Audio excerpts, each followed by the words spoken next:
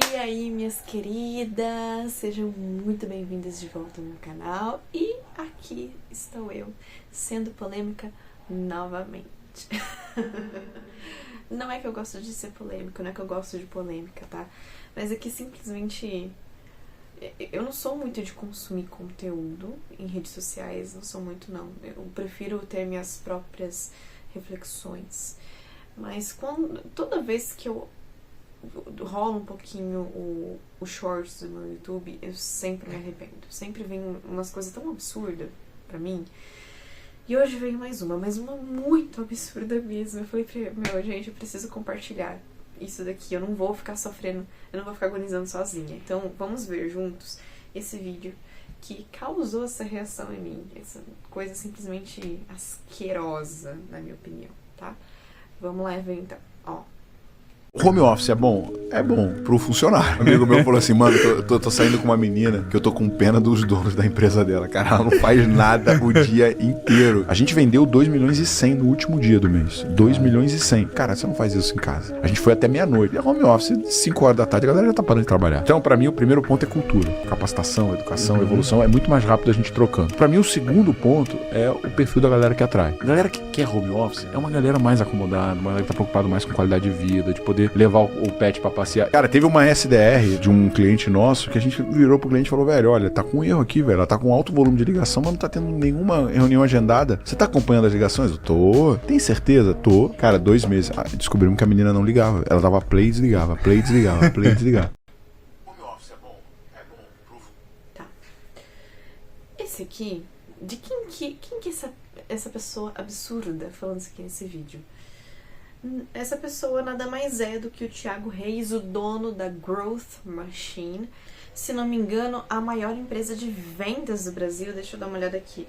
É, ó, uma das maiores aceleradoras empresariais do Brasil. Isso mesmo. Então, uma empresa de muito renome, né? Uma empresa muito conhecida aqui no Brasil, que movimenta milhões diariamente, pelo que ele falou. E olha só o tipo de coisa que ele tá falando, gente. Olha que absurdo. Se não é absurdo pra você, então eu peço que você vá procurar um psicólogo, vá fazer muita terapia.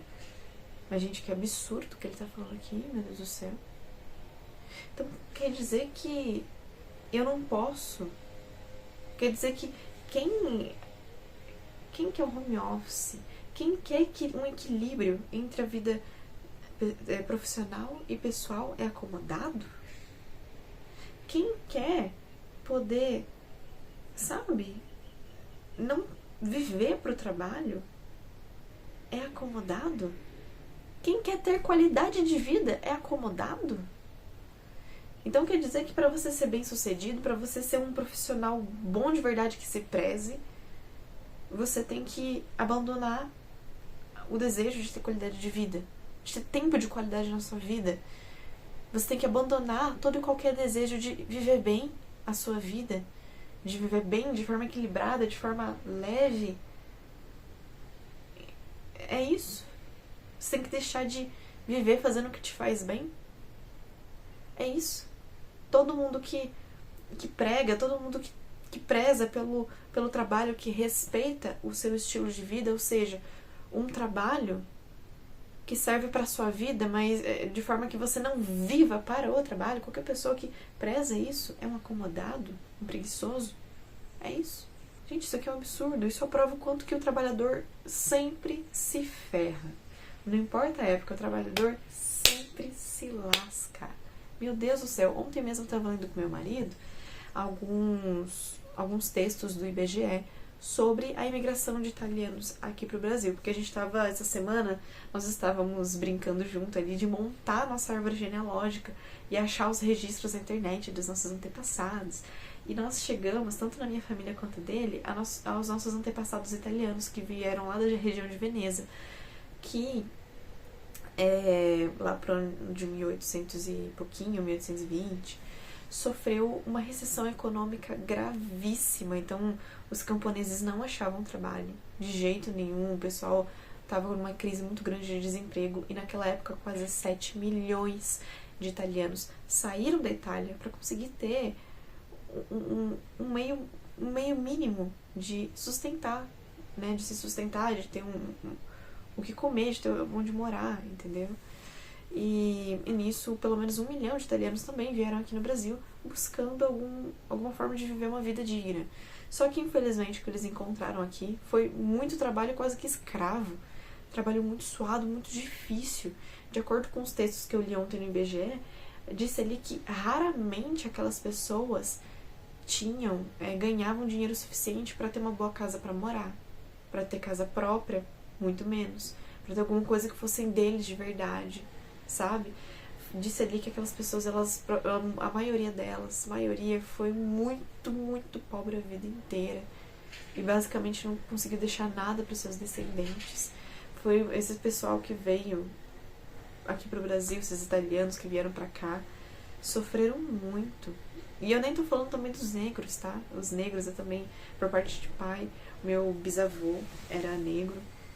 Ele veio acredito eu, da primeira geração de negros nascidos livres aqui no Brasil.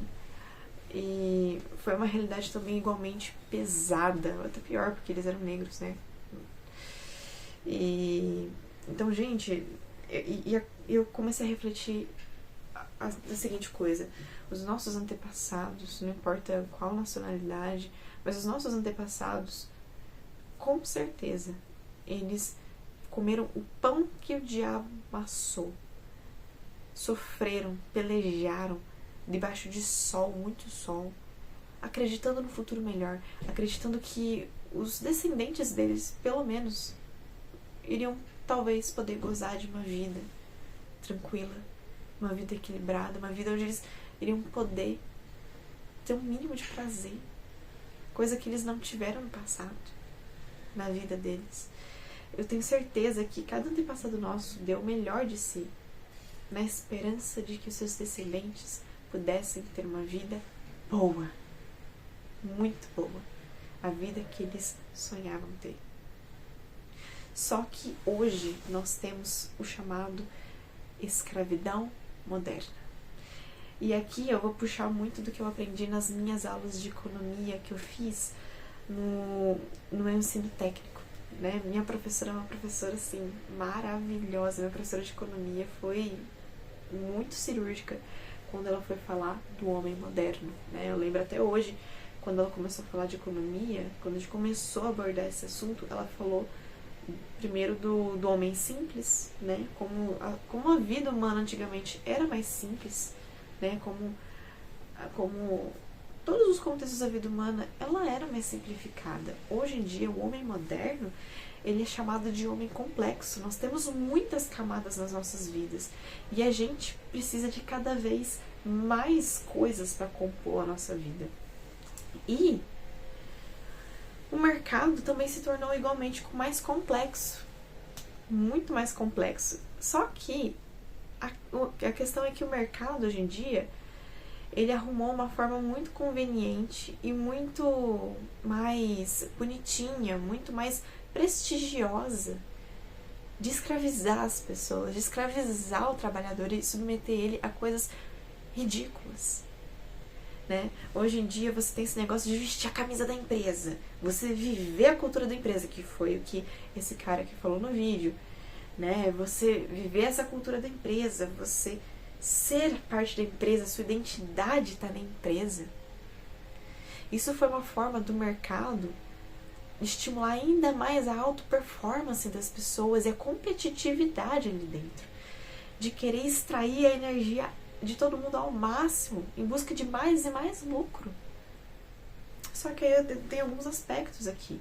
Tem alguns aspectos. O primeiro é que a geração X, que foi a geração dos meus pais, ali os nascidos entre a década de 65, a década de 60 até a década de 80, o pessoal não abraçou bem essa ideia. O pessoal não abraçou muito bem essa ideia de parte da identidade deles ser a empresa, da empresa ser parte da identidade dele, de abraçar a cultura da empresa. A geração X não abraçou muito isso, não. A geração X é uma geração muito trabalhadora, mas não foram com a cara dessa mentalidade que as empresas começaram a trazer. Mas o milênio, ele abraçou essa ideia com muita força. Tanto que o milênio é a geração mais estressada, mais deprimida, mais ansiosa que existe no mundo. E é a geração que mais trabalha. É a geração que mais passa horas dentro de uma empresa.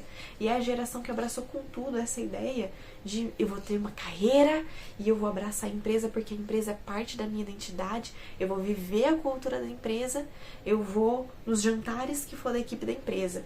Eu vou no bar com o pessoal da empresa. Essa é uma coisa muito louca. O meu marido, ele já trabalhou numa empresa muito top, muito mesmo. Uma grande empresa, e uma empresa bem jovem. E era uma empresa de Faria Lima, era da Faria Lima, essa empresa, e era justamente isso. O círculo social de todo mundo era a empresa. Parece que todo mundo, a vida das pessoas era a empresa, entendeu? Era uma coisa muito louca, muito maluca. E era muito natural para essas pessoas ficar até 10 horas da noite na empresa, tipo, muito natural. Tanto que a empresa colocava pipoqueira lá, tinha sala de games, tinha sala de descompressão, tinha shopping, lojinha, restaurante dentro da empresa. Basicamente a empresa criou um ecossistema lá dentro, de forma que você basicamente possa viver ali dentro e ficar muito confortável ali e não querer sair. Isso é bizarro, gente, mas é isso que as empresas querem cada vez mais, né? E a gente pensando aqui, eu pensando muito imatura, de forma muito imatura, que com a pandemia o trabalhador conquistou algo muito bom para si, que com a pandemia o trabalhador conquistou mais liberdade para trabalhar e se cuidar de si mesmo ao mesmo tempo, conseguir ter um equilíbrio maior para cair esses índices aí de burnout, de depressão, de ansiedade, entende? Eu pensei que uma vez que a pandemia provou para o mundo que é possível fazer home office, possível trabalhar de casa ou de qualquer outro lugar e entregando com a mesma qualidade ou até mais, porque você está mais descansado, porque você vai estar trabalhando sabendo que a sua roupa tá ali na máquina. Você não vai estar pensando enquanto você tá trabalhando que, ai meu Deus, eu tenho que chegar em casa, tenho que cuidar do meu filho que vai estar super agitado porque ficou o dia inteiro longe de mim. Aí depois eu vou ter que limpar minha casa, lavar a roupa, sabe? Aquela sobrecarga de que você tem demandas infinitas, não só no trabalho, mas na sua vida privada também. Porque você não tem equilíbrio entre as duas coisas, sabe? É que nem o cara falou no vídeo, home office é bom pro funcionário, muito bom pro funcionário. Mas por que é ruim para o dono da empresa? Porque ele perde o controle. E o que eles mais querem é ter controle para poder extrair de você até a última gota que eles puderem para enriquecê-los mais ainda. E o trabalhador sempre se ferrando. A maioria do Brasil ganha um salário mínimo. A maioria do Brasil, tá?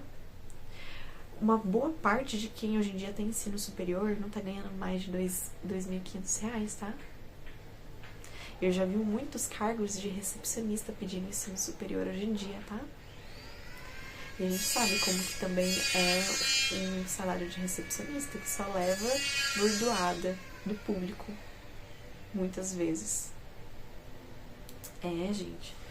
E aí você me fala que o trabalhador querer ter uma vida um pouco melhor é ser acomodado. Cara, a pessoa que é folgada, a pessoa que não quer trabalhar, também não vai trabalhar no presencial, tá? Mas não, eles são obcecados por controle. Eles querem cada vez mais sugar cada vez mais energia vital do trabalhador. E o salário, cada vez pior, não acompanha o aumento da inflação. Hoje tá difícil conseguir pagar uma vida digna, entendeu? E aí eu tenho que pegar e ouvir uma coisa absurda dessa, assim, um absurdo, gente. Esse é o cara que tá ganhando muito dinheiro em cima de quem tá ali trabalhando até meia-noite na empresa dele. Ah, mas eu pago bem meu funcionário. Tem funcionário na minha empresa que ganha uns 20 mil. Só que, fala pra mim, compensa esses 20 mil, esses 30 mil? Compensa tudo que você tá doando da sua vida pra uma empresa? Quando você chegar na beira da morte, quando você estiver encarando a vida diante dos seus olhos, você vai falar que valeu a pena? Ou você vai pensar, putz, não vivi a vida da forma como ela devia ter sido vivida. Putz, não vi minha família. Perdi o desenvolvimento da minha família. Eu nem formei família. Perdi meus amigos, não vi muitos meus amigos. Não aproveitei a minha juventude. Fiquei só ali, empresa. E hoje eu sinto que minha vida foi, mas não foi vivida da forma como deveria. E a questão é, a vida só é vivida uma vez. Ela só pode ser vivida uma vez. Então deixo agora você aí para refletir por conta própria sobre esse assunto. E, claro, também reflita comigo aqui nos comentários. Vamos conversar sobre esse assunto juntos aqui. E até a próxima.